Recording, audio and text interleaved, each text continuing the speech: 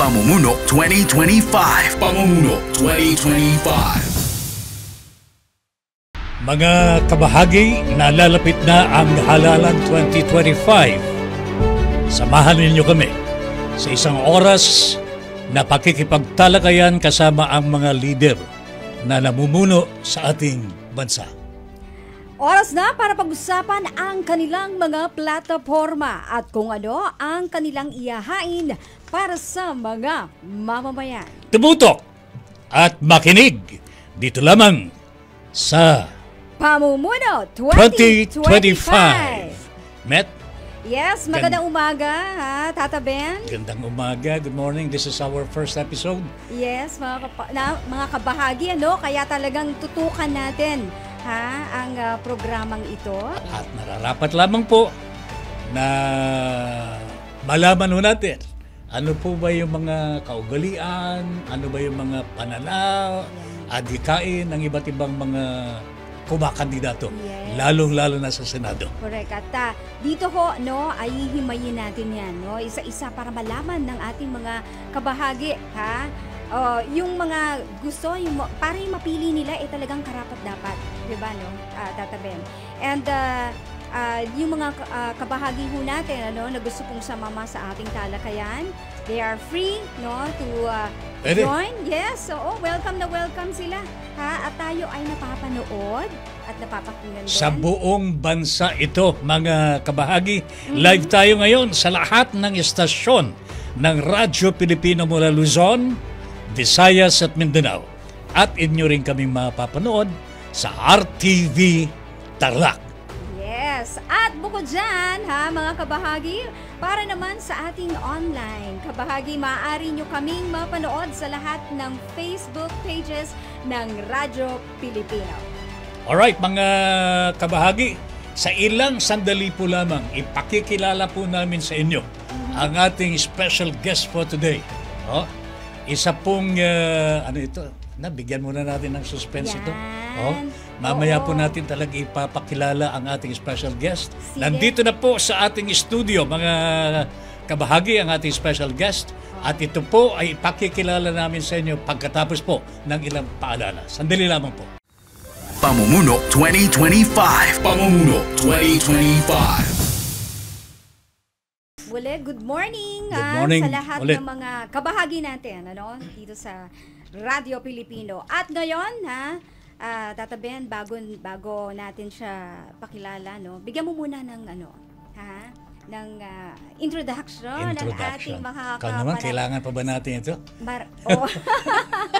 Mga kabahagi, ang ating special guest for today is a retired police officer. Hindi lamang po isang police officer ito, yes, kung hindi chief ng CHPG. Ito yung talagang nakamotorsiklo na mga police cops po natin na mamahala po sa mga lansangan natin malalaki all over the Philippines. Retired police officer, and he is a motorcycle rights advocate. Malalaman po natin sa kanya mamaya gaano nakalawak ang kanyang nararating dito sa kanyang advokasya para sa mga motorcycle riders. Kilalang kilala siya tuloy ng mga mga riders, of course, iba't ibang grupo all over the Philippines so yan, yes, mga kabahagi. And of course, currently, kasalukuyan po, siya po ay miyembro ng House of Representatives as yes, party list representative ng One Rider. Ang ating special guest for today. Yes, kabahagi, welcome natin dito sa ating pilot episode si Congressman Bonifacio Lucky Bosita. Colonel, umaga po. Magandang umaga po. Sir Ben and Ma'am Med, at sa mga sumusuporta sa inyong programa, maraming salamat po. And of course, sa ating mga kababayan na nanonood po ngayon. At sa totoo lang, iniisip ko, paano ba ang address natin? Is it Colonel? Is it Kong? Hindi, alam ko na. Or, alam ko na. Senador. Ayun, Senador. Diba? Baka batukan ako ng mga kritiko. No.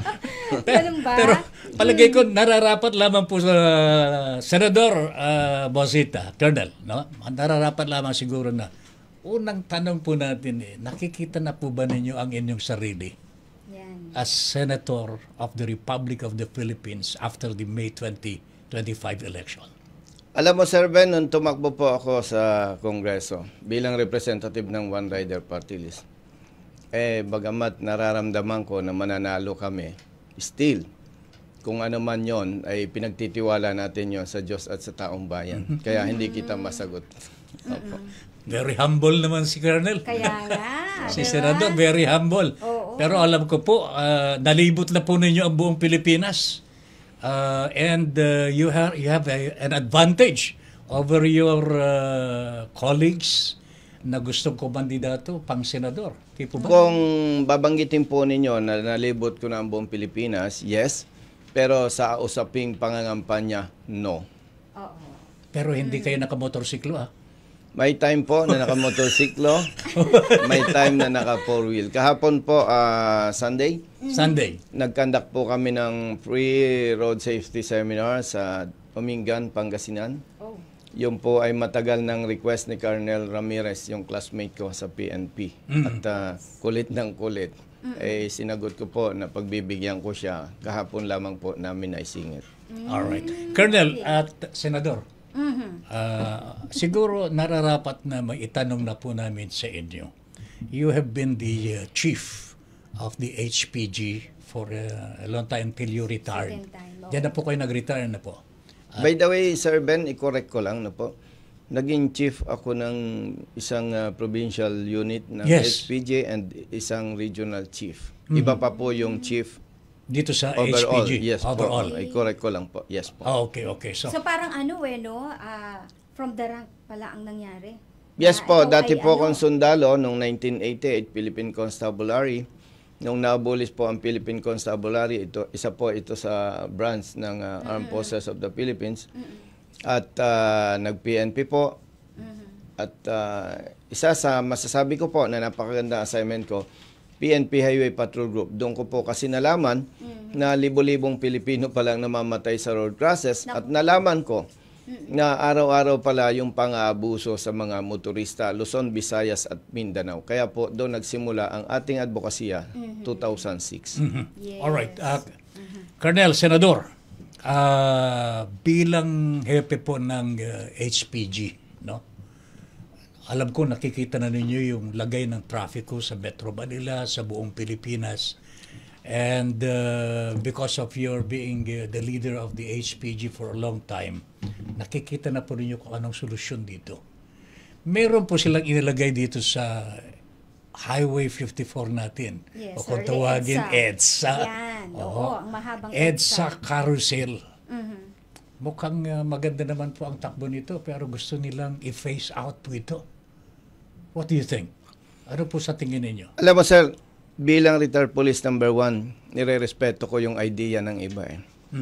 Kaya kaugnay po dito, kung ito naman ay talagang nakikita at napag-aralan na makabubuti, hindi naman po tayo kumukontra dyan. Ang ibig ko po sabihin dito, Sir Ben, hindi pwede yung haka-haka lamang. Dapat may pag-aaral. Hindi pwede yung tsamba-tsamba. Kaya kung nakikita po na talagang ito yung maganda at magiging epektibo, may ibsan ang ating masikip na daloy ng traffic o particular po sa EDSA, wala naman dahilan para tututol tayo doon. Kaya nga po, lagi kong sinasabi, dapat may pag-aaral. Hindi pwede yung tumingala lang sa Quezon, ito yung gagawin natin. Papatupad na. Pero nakikita na po ninyo, Oo. ang takbo ng EDSA Carousel, Colonel, no? Nakikita na po ninyo na merong pagbabago sa traffic dito sa Metro Manila. Medyo gumanda ng konti.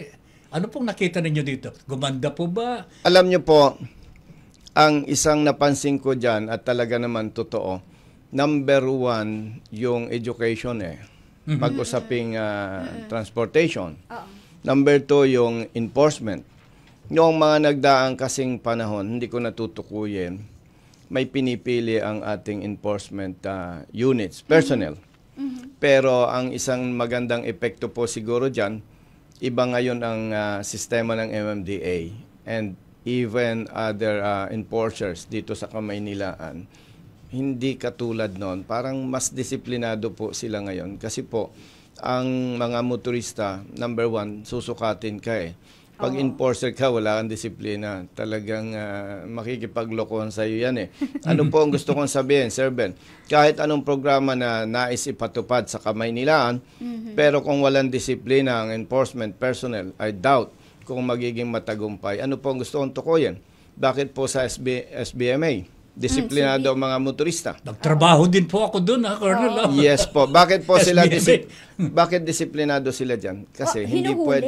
Yes, Lahat, kasi walang pinipili. walang Huhuhulihin pinipili. talaga. So, kung maganda man ang programa, kailangan po ay responsable at may disiplina ang tagapagpatupad ng batas. Mukhang yan naman po ang gusto nila gawin dito sa EDSA Carousel eh. Aha. Kanya nga lamang, napapasok pa rin ho ng mga matataas na mga nanunungkulan sa ilan ating ang gobyerno. violators na actually, 'di ba? Yung pinapataas na nila ang fine, doon sa mga pumapasok na mga private vehicles pumapasok sa bus lane. Pero 'di ba marami pa rin ang mga violators. Alam mo, nabanggit ni Ma'am Met yung Yes. violator.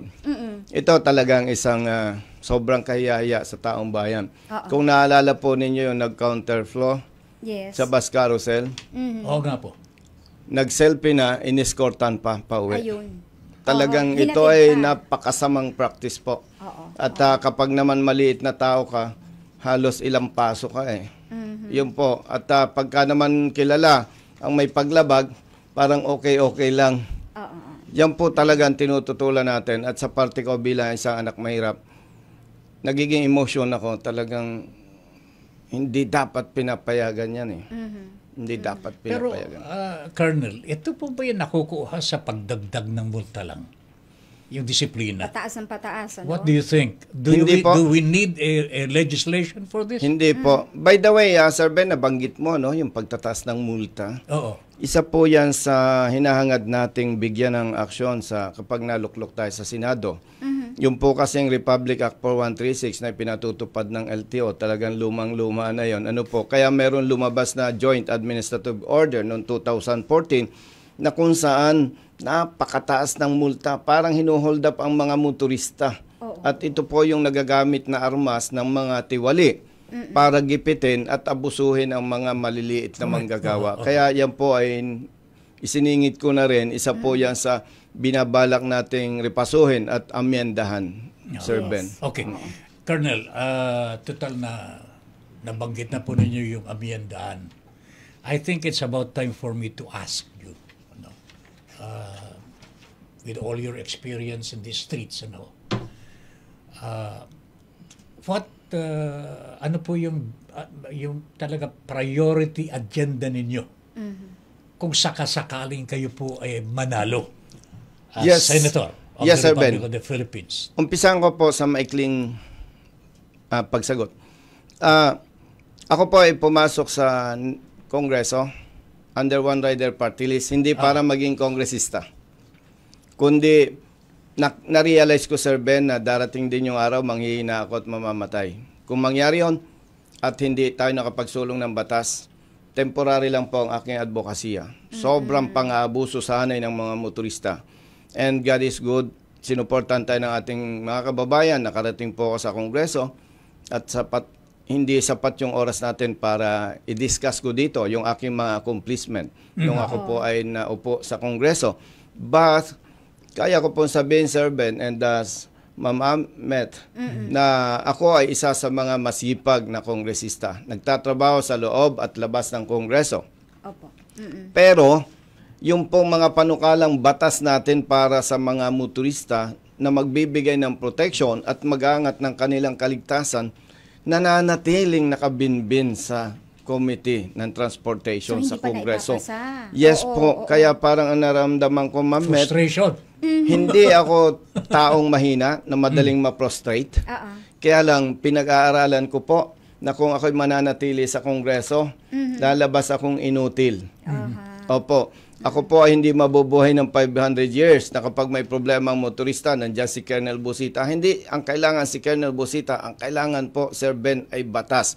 At malaki po ang kumpiyansa ko na itong mga batas para sa mga motorista ay may susulong natin kung pagtitiwalaan tayo ng taong bayan at makakarating tayo sa Senado. Iba po kasi ang sitwasyon, Sir Ben, sa Kongreso. We are more than 300.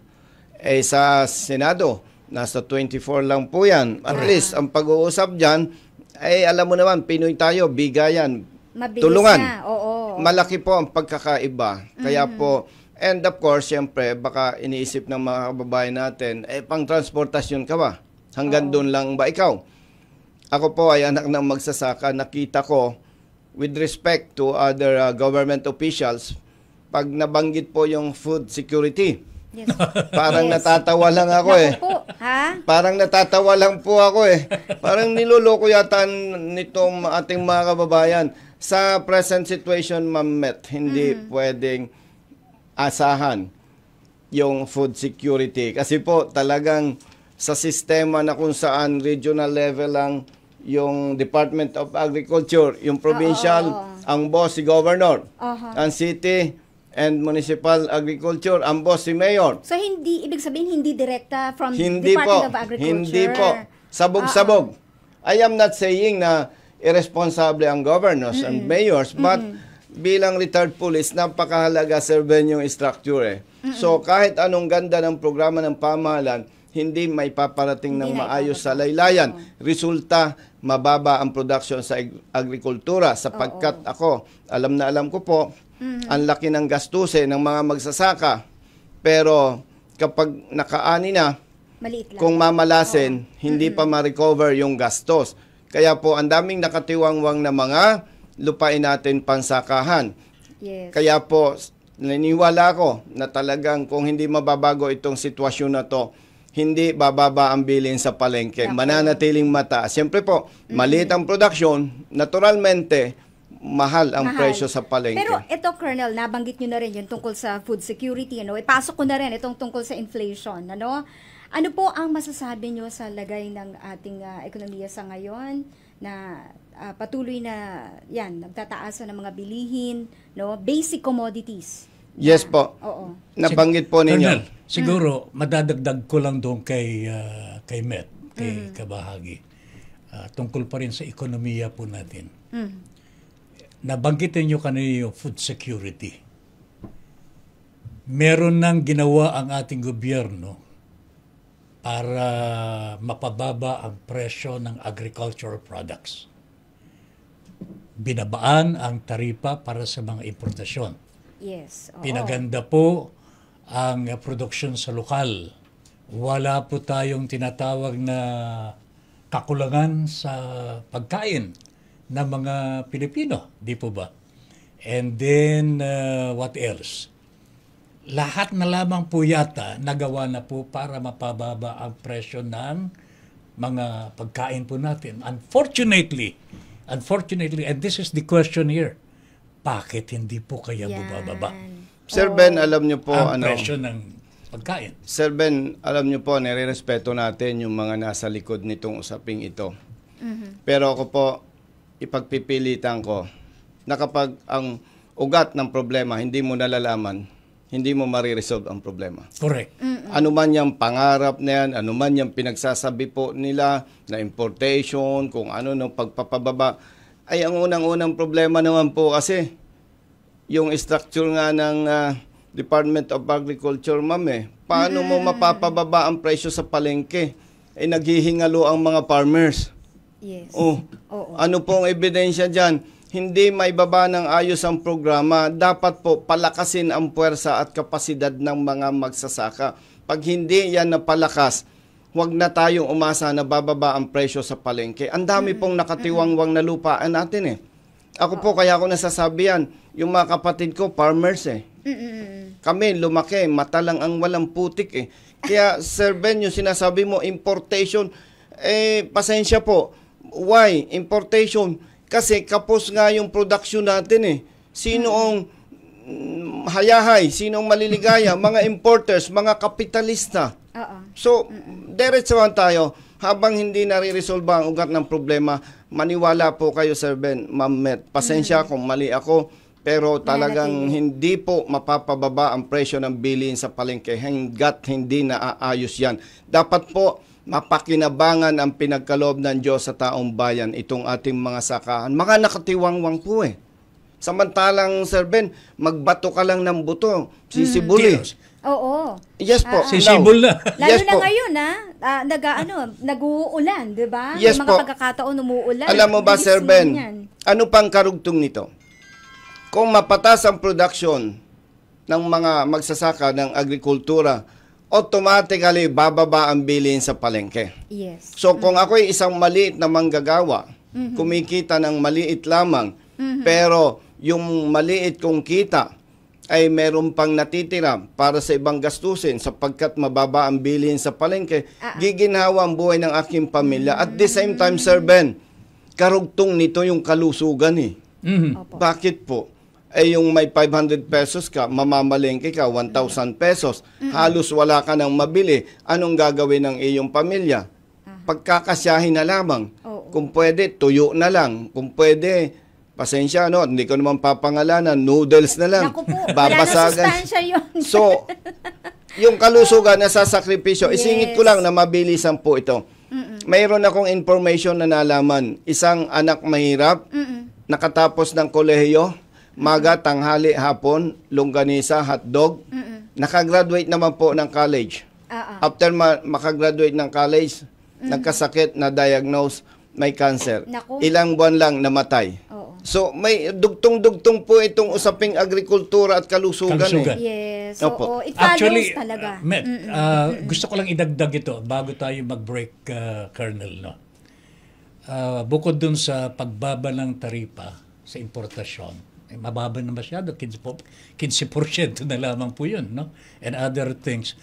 Meron pang ginawa ang ating Kongreso. Ipinasapo nila yung anti-smuggling, anti-sabotage law. Ibig sabihin, dinagdagan po ang parusa dito. Unfortunately, hindi po gumagalaw ito. Sir Ben, ikat kita dyan. Kasi napakalaga ng nabanggit mo. Kapareho po yan ng ibang mga batas. Sobrang gaganda. Sobrang gaganda. Ang problema talaga sa ating bansa, implementasyon. Napakagagaling nating mga Pilipino. Pagdating sa batas, polisiya, guidelines, directives, pag binasa mo, Sir Ben, wala ka nang kayang idagdag pa. So talagang makasasabi kong perfect. But pagdating sa implementation, hindi naman poor. Yes. Very poor. Wala ba tayong magagawang Nakakalungkot, legislation nakakalungkot. dyan, Colonel? Nako. Alam nyo po, may mga pamamaraan naman eh. Hindi naman kailangan makipag-away eh.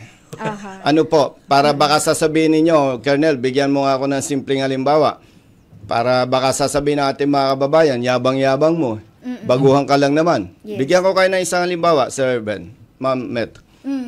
Nationwide, pang-abuso sa mga motorista. Hindi ko kinwestiyon, hindi ko hinamak ang LTO, hindi ko hinamak ang anumang enforcement agency Agencies. or unit. Oo. Pero yung direktang approach ko para ma-resolve yung problema, tinulungan ko motorista, pinaliwanag ko using the social media. Dati, nasa 500 complaints ang nare-receive namin daily. Tawag. Ngayon po, more or less 20 na lamang. Ibig sabihin po, may mga problema na hindi mo kailangan makipag-away. Diskarte lang po yan. Alright, Pag-usap napakasarap lang. po. Napakasarap Yes. talaga ang ating Oo. pakikipagkwentuhan sa ating special guest for today. Walang iba po kundi si Colonel Bonifacio Bosita. Pero mga kabahagi, mamaya po, magpo-pause lang tayo for a break at sa ating pagbabalik, yung ating segment na Sa Totoo Lang. Naku, antabayanan nyo yan, ha? Malalaman ko na kung sa totoo lang, ha? Ayan, medyo personal yan. Okay? Sige. Alright. So, break Pagbabalik muna tayo. po ng Pamumuno 2025. Pamumuno 2025. Pamumuno 2025.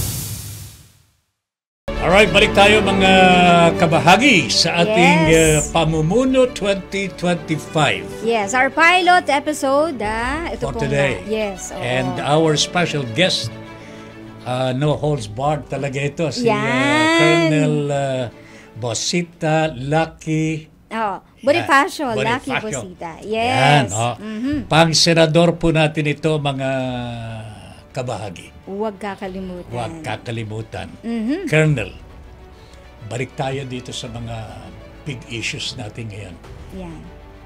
Itong isusunod ko po ay bago po yung iba pong mga segments pa natin. I think this is a very important issue na kailangan pong i-discuss natin ng kaunti. No? Ito po ay may kaugnayan sa mga mangingisda. Yung mga maliliit natin mga mangingisda. Recently, ang Korte Suprema po ay nag-issue ng ruling. I think this month of February, inilabas po ng Korte Suprema, allowing large commercial fishing vessels to enter municipal sea waters. All over the Philippines po yan, pati Babuyan Islands. Pwede na pasukin ng mga large commercial vessels. Nakikita po ng mga maliliit natin mga mangingisda. Paano naman kami? Yan. Ayan. Oo. So, Colonel, bilang isang naghahangad na maglingkod sa ating bayan bilang isang senador, and this needs legislation po dito, Colonel. Ano po ang masasabi po? Ano ang reaksyon ninyo dito sa ginawa ng Korte Suprema? Sir Ben and Ma'am Met, no? Of course, nire-respeto natin ang Supreme Court. Ano po? At sila naman ay may kapangyarihan. Pero bilang isang anak mahirap at ramdam na ramdam ang dinadanas na pagdudusa ng mahihirap na pamilya, nasasaktan po ako. Sapagkat itong mga large vessels ay napakalaki ng kapasidad para mangisda sa laot. At ito namang maliliit nating mangingisda ay, kumbaga, sabihin na natin ang madalas nating nadidinig, isang kahig at isang tuka. Para bang napakasakit na isang kahig at isang tuka ka na nga, aagawan ka pa ng mga dambuhala. Talagang sobrang sakit yan para sa kanila.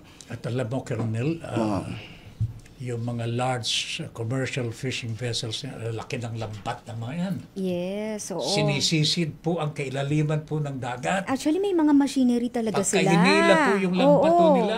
Dala-dala po ang corals natin. At saka ano po yan po yung mga, pati mga maliliit. yung bahay ng ating mga... Sa madaling salita po niyan, Ma'am Met, para mas madaling magkaintindihan tayo, para kang isang malaking negosyante. Yan. Na ako naman ay magbobote lamang, pati ba naman yung bote-bote, papatulan mo pa, pambihira naman. Small time. Sobra naman yan. Sobra na. Talagang naalala ko yung nung nabubuhay pa ang aking ina. Anak, mag-aral kayong mabuti. Dahil sa ating bansa, pag mahirap ka, lalo kang maghihirap. Ito na yung sinasabi niyang mother ko talaga. Okay. Mahirap ka na, aapihin ka pa. Hindi ka lang aapakan, kung pwede, pipit-pitin ka. Yan. Ano, yun ay anyway, lahat naman ng problema at mga usapin ay pinagtitiwala natin sa Diyos at naniniwala po tayo na yan na may solusyon. Ang kailangan lang talaga ay yung posisyon at dedikasyon. Hindi naman tayo kailangang mag-away, pero siguro naman umaasa tayo sa kapangyarihan ng Panginoon na lahat naman tayo ay mabubuti. Siguro hopefully mapapag-usapan po yan para may pagtanggol natin ang maliliit nating mga kababayan, particular itong mga mangingisda. Okay, alright. Colonel, na-discuss na po natin dito ang iba't ibang uri ng sakit ng ating lipunan. Okay. Mga problema. Babalikan po namin yung first question namin kanina. If you happen to be elected as Senator of the Philippines, what are the first two legislations or first two agenda in the legislative body na gagawin po ninyo?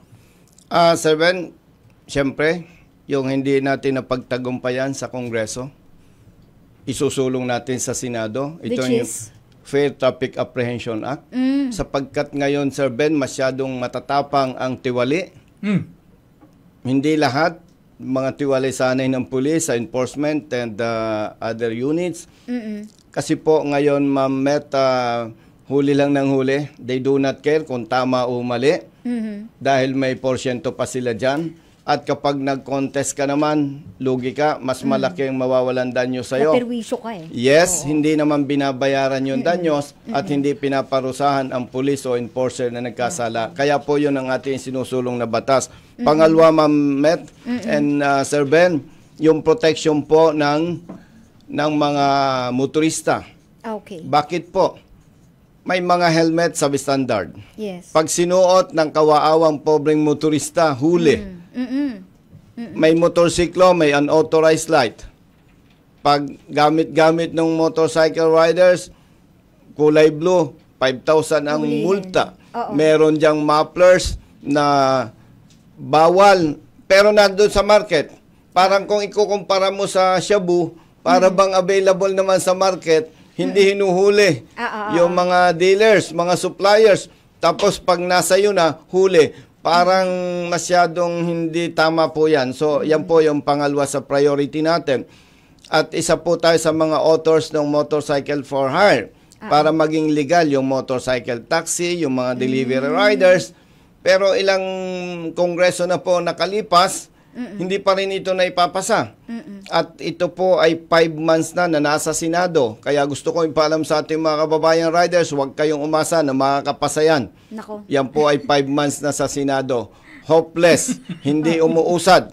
Kaya huwag tayong magpapaniwala doon sa mga nambobola sa atin. Prangkahan po tayo. So, Ma'am Met, kasama po dyan na isusulong natin yung usapin sa agrikultura, Ayun. health, Oo. and education. So, ano to, lahat ng sektor to, ha? Hindi lang puro pang motorista ito, pang trapiko, kundi even yung sabi nyo nga, kalusugan at Yes saka po. agrikultura. Kasi po, Ma'am Met, sa kalusugan, alam mo, maraming lumalapit sa atin.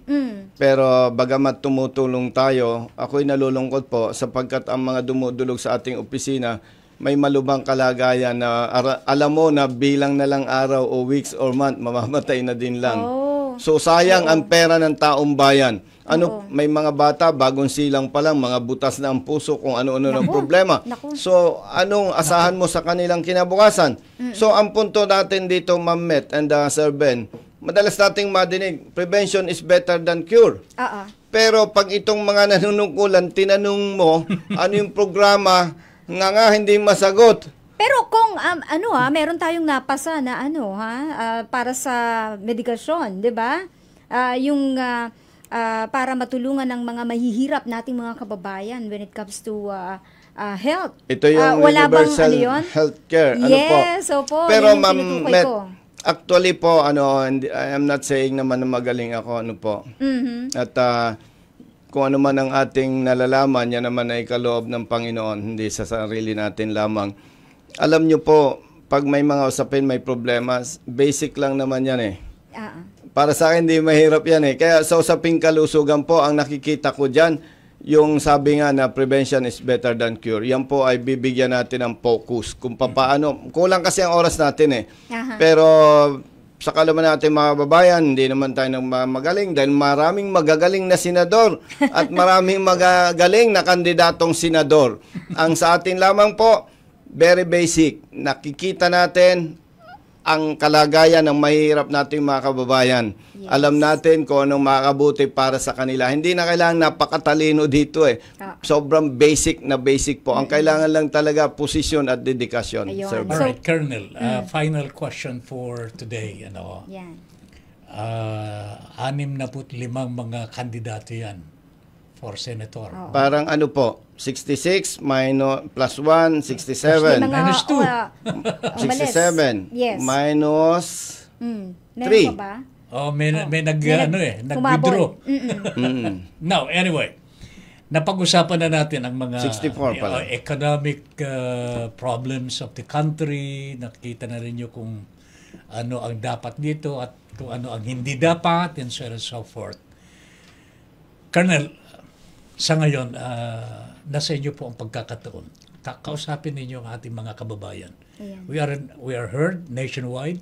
13 stasyon ng Radyo Pilipino ang nakatutok po sa atin at nakikinig po ang mga kababayan po natin. Ask them, ano po sa tingin ninyo, bakit kayo ang pipiliin? Sir Ben, Ma'am Met, at sa ating mga kababayan, ako po ay anak ng magsasaka. Lumaki sa bahay kubo. Alam ko ang kalagayan at damdamin at dinadanas ng mahirap nating mga kababayan. Simula po na ako'y magsundalo, naging pulis, naging congressman, ako po ay nananatiling may prinsipyo at paninindigan. Mahal ko po ang taong bayan. Walang kasinungalingan yan. Yan naman po ay makikita sa aking kilos at gawa sa labas at loob ng Kongreso. At ako po ay nasanay na higit kong pinapahalagan ang taong bayan, hindi dikta ng iilan o ng mga kasamahan lamang. Magiging tapat po ako sa inyo. At kung ako po ay pagtitiwalaan ng taong bayan bilang isang mahirap na kandidato na hindi kayang makipagsabayan sa mga milyonaryo at bilyonaryo, kung may tiwala po kayo, tulungan po ninyo ko. Mangampanya po kayo para sa atin. Para sa atin. Dahil ito po, binabanggit ko para sa atin, sapagkat ang laban ko, Sir Ben, Ma'am Met, hindi ko laban. Laban ito ng taong bayan. Dahil talagang tunay naman po, mata sa mata, makikita ninyo. Maglilingkod ako ng tama at walang pinipili, walang kinikilingan. Yan po ay simula pa nung makita ko, masaksihan ko mga talamak ng pang-abuso sa mahirap at walang kakaya ipaglaban ng sarili. Itinalaga ko na po sa aking sarili na kapag ako'y nanungkulan, talagang makikinabang po ang mga inaapit, inaabuso. Yan po ay totoo. Hindi yan salita ng politiko. Salita po, yan ang tunay na Pilipino. Wow! Ayan narinig nyo mga kabahagi So, ikaw, Met. Siyempre, alam na this, diba? No? Colonel, Senator, may ihabol lang ako, Ma'am Met. Yes po. Usong-uso kasi yung panluloko at pangbubudol Kung suportan po ako ng taong bayan at maluklok sa Senado, at hindi kayo satisfied sa performance ko, naka-record po ito, pababain po ninyo ko, hindi na kailangan mag-rally. Simpleng panawagan lamang, bababa ako sa Senado kapag hindi kayo nasiyahan sa aking performance. Yes. Diba, no? Okay, so... first time kong madinig yan, Met, ha? Kakaiba. First time kong madinig sa isang kandidato. Ha?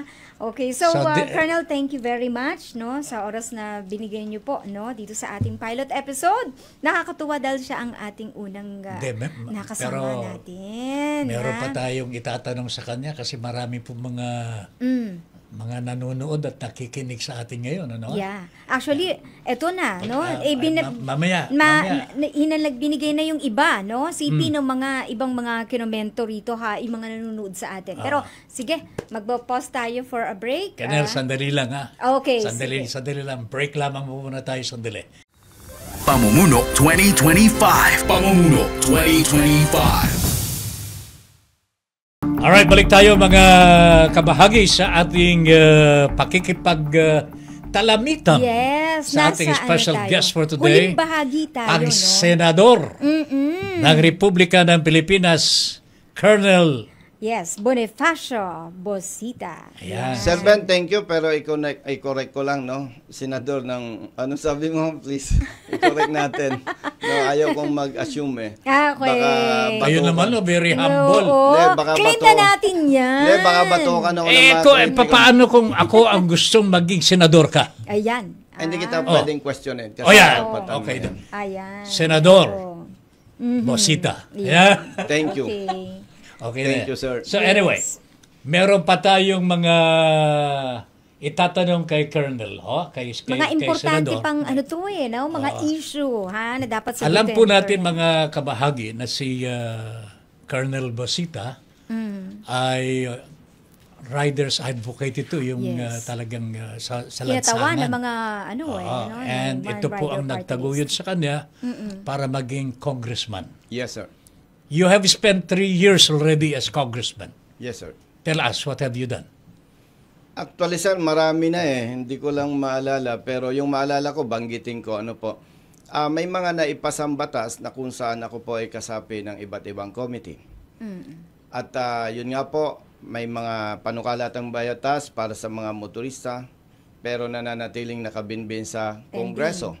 At yun ang nagtulak sa atin para kumandidatong senador. At maliban dyan, may mga nakita tayong problema na para sa akin, ang dali naman ang solusyon Pero bakit ba pinapahirap? Mayroon ba tayong dedikasyon? Ang kailangan lang, posisyon at dedikasyon. Ngayon, tinatanong po ninyo kung ano na bang mga nagawa ko. Number 1, yung maalala ko lang, kasi medyo marami ito. And of course, hindi lang naman sa aking kapasidad at kakayahan. Nung naluklok po tayo sa Senado, sa Kongreso, unang-unang inaksyonan po natin, Sir Ben, na mayroong batas kasi na nagbabawal sa pagkukumpiska ng lisensya kung hindi ka enforcer or deputized ng LTO. At sa tulong po ni Secretary Abalos na ngayon ay number 1 na kandidatong pagkasenador, yan po ay naglabas ng memo at ginamit natin yan para itong mga lokal na pamalan ay sumunod sa batas. Yan po. Kasi po, Sir Ben, mahirap para sa mga motorista, taga Visayas, Mindanao, na makumpiskan ka ng lisensya sa kamay nila. Isa po yan. Pangalawa po, maraming maling panguhuli ang LTO enforcers kaugnay sa top box. At sa tulong po ni Attorney Chupilo Guades na dating chief ng LTO, ay naglabas po ng memorandum. Dahil sabi ko, kung hindi naman nyo kaya ipatupad ng tama, suspenduhin nyo na lamang muna. Naglabas si Attorney Guades ng memo. Ikatlo po, maraming mga kababayan natin na hindi ko alam kung anong problema. Bakit sa LTFRB, yung renewal ng kanilang prangkisa, months, years, hindi lumalabas. Hinuhuli. Sabi ko po sa LTO chief kay Asek Bigor Mendoza, bakit yung pagkukulang ng ahensya ng LTFRB kailangan magdusa yung mga motorista at yung kanilang pamilya? Naglabas po si Asek Bigor Mendoza ng memorandum. Pag ikaw ay may prangkisa, nag-expired, at ikaw ay nag-apply ng renewal, even without approval pa, considered may prangkisa ka. Hindi ka na hinuhuli. Pang-apat, merong ipinatutupad ang LTO na Republic Act 10930 na kung saan kapag marami kang demerits, outright revocation. Questionable po yan. Hindi sinabi ng batas na kapag hindi sinabi ng batas ng LTO ay mag-set ng demerit system. Hindi sinabi ng batas na kapag bus driver ka, private driver ako, times 2 ang demerits mo. Hindi sinabi ng batas yun. Hindi sinabi ng batas. Classroom naman ito. Hindi sinabi ng batas na pag na-meet mo yung demerits, outright revocation, walang due process. Why kailangan ng due process? Maraming beses nating napatunayan, maraming police, maraming enforcers, even LTO officials hindi marunong magpatupad ng batas. So ang daming na sa sakripisyo, hindi lamang driver, kundi pamilya, pati pinagtatrabaho nila. And servant and mammet. Napakarami na nating na tulungan na ma-lift o mabalik yung lisensya dito sa mga na-revoke na lisensya. Wala na pong talamak na illegal towing sa Kamaynilaan. Salamat kay Mayor Lacuna. Kasi eto, kaya ko naman tayuan. Nung previous administration sa Maynila, talamak ang pang-aabuso ng mga towing personnel. Noong previous administration, pinagkakakitaan yun eh. Yes. Mahal yun. Mahal yun. Isang ano lang. Grabing mag-impound. Illegal. Tapos pinaparada sa public roads. Ano pa po? Yung pang-aabuso ng police at enforcer, particular sa Kamaynilaan, hindi na po katulad dati. Kaya nagpapasalamat po tayo kay Mayor Lacuna ng Maynila. Hindi ko siya kaibigan. Wala kaming relasyon para sabing special siya sa akin. Lamang Sir Ben and Ma'am Met, ugali ko na kapag nakatulong ka, ina-appreciate ko at binabandera ko. Hindi ko ugaling ako. Ayaw ko kasi yung ganung estilo eh. So marami pa po na tayong accomplishment. And Sir Ben, natanong mo din lamang yan. Yan po ay talagang binabanggit ko bilang pagkilala sa suporta ng taong bayan. Kasi po, yung mga nagawa ng One Rider Party List, hindi namin magagawa kung hindi ninyo kami niluklok sa Kongreso. Yung pasasalamat po ay sa inyo. Kahit anong gustuin ko, kung hindi ako congressman, hindi ko po magagawa yan. Alright. Tandaan po ninyo mga kabahagi, ha? Ang pangalan. Yes, Colonel Bonifacio Bosita. Pero ito ihabol ko lang, isa pa rin sa mainit na issue ngayon, no? Colonel, etong tungkol sa, kayo po ay bilang kinatawan na din ng mababang kapulungan ng Kongreso, and mainit na mainit ang issue regarding impeachment sa ating ikalawang Pangulo, si VP Sara. Ano po ang stand nyo rito? And alam nyo naman, meron pang mga pumapasok na iba pang issue kaakibat nito. Ayan. Mamet and Sir Ben, unang-una kong gusto sabihin sa ating mga kababayan, bagamat ako ay congressman, ito pong aking desisyon na hindi pagperma, pabor sa impeachment for VP Sara, hindi po ito pamumulitika. Prinsipyo lamang po at paninindigan. Nagkataon lang na ako'y congressman, pero kung ako naman ay tatanungin at hindi ako congressman, ay doon pa rin po ako sa hindi dapat pagperma. Bakit po, Sir Ben? Madalas yung madidinig, kapag may investigation, ang kabuntot in aid of legislation. Yes. Ibig sabihin po, pag may nakitang problema, imbestigahan para magsulong ng batas na kung saan mariresolve yung problema. Yes. Now, tanong, kung pumabor tayo sa impeachment for BP Sara, yung bang problema mariresolve ba? No. Why? Hindi lang naman Office of the Vice President ang may confidential funds. At hindi rin naman Office of the Vice President ang pwede nating sabihin. Halimbawa nga, at may maling panggastos. No po. So, ibig sabihin po, dapat magsulong ng batas na mariresolve yung problema para magiging kapaki-pakinabang sa taong bayan. Opo. Yung po, prinsipyo, hindi pamumulitika. Ako po, kilala ko ang Duterte family pero hindi ako malapit. No?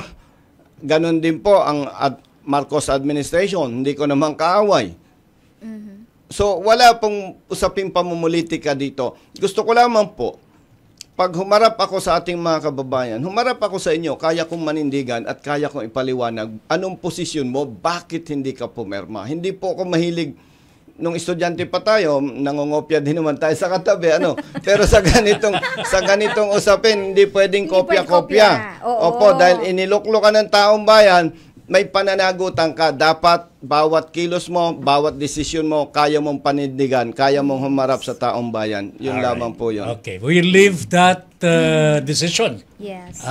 sa malinaw na pag-iisip ng ating senador, no? Let us leave it that way. Yeah.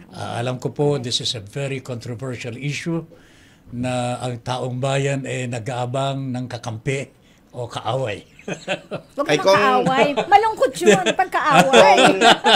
Nabanggit nyo Wag po naman. kung ang taong bayan naghanap ng kakampi. Isa na po ako sa kanilang kakampi. Yan, 24 oras pwedeng gisingin. Hindi naman sa pagyayabang. Gusto ko lang samantalan yung maliit na opportunity na ibinigay nyo sa akin. Siguro po, wala kayong kilala sa ating bansa na congressman o anumang politician o may mataas na panunungkulan na pwede mong gisingin alas 2 o anumang oras Alanganing oras. ng gabi. Mhm. Ako Alright. lamang po. At siyempre, sa suporta ng aking mga kasama sa advocacy. Sabi ni Danny Comia, nanonood po sa atin, kayo po ang #1 kong senator, Yes. Kong Bosita. Ayan. Brother, salamat. Kahit hindi number 1. Donnie Comia. Pwede na number 3. Si Kyle Bago Labing sabi... dalawa naman yun eh. Oo nga.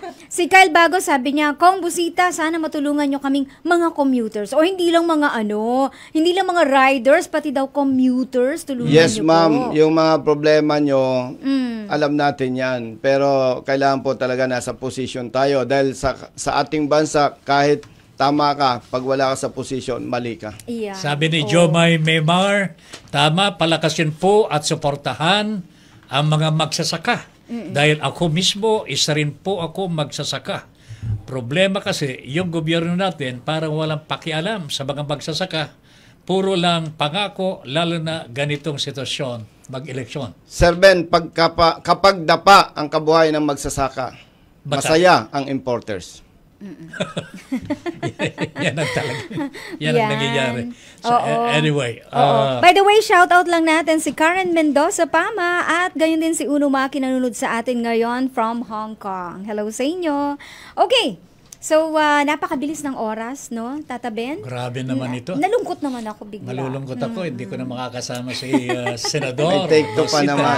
Ay, nako ha, sana, But we are no? happy. We are Ayan. happy that you were able to make it with us here Thank you dito po very sa ating much. himpilan. Opo. Sir Ben and Mamet, mas masaya ako sapagkat naipaparating sa ating mga kababayan ano ba yung aking opinion, anong pananaw ko, ano yung mga paninindigan ko. Napakahalaga po niyan para makilala nila ako. Yes, oo. At nakilala na kayo, no? Maraming naka-tune, no? Nakapanood ho sa atin ngayon.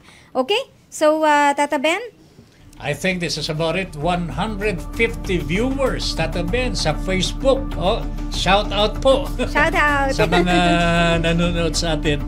At syempre po, this is not going to be the first and last that we will have Congressman and Senator Bosita here. Yes. Siguro sa susunod po, baka maimbitahan natin po muli sa pagwawakas po ng kanyang paggangampanya sa iba't ibang dako ng ating bansa. So again, Senador, maraming salamat sa pagdalo po ninyo dito sa ating pamumuno 2025 at hangad po namin ang inyong tagumpay.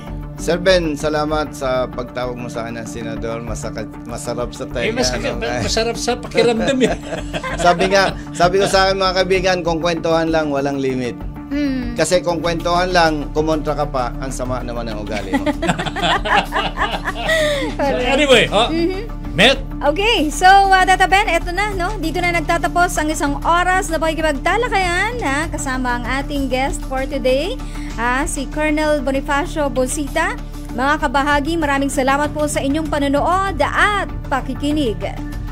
Hanggang sa muli, mga kabahagi. Ako po si Ben Paipon sa ating pamumuno 2025 sa ngalan pa rin po ng ating mga kasama dito sa ating himpilan na nagtrabaho po para maihatid po namin sa inyo itong magandang pakikipagtalakayan sa ating special guest, ang soon to be our Senator, Congressman Bosita. Thank you very much, sir. At ako po si Met Mignon. Ito po ang programa kung saan ang boses ng Pilipino ang puso ng pamumuno. Pamumuno 2025. Pamumuno 2025.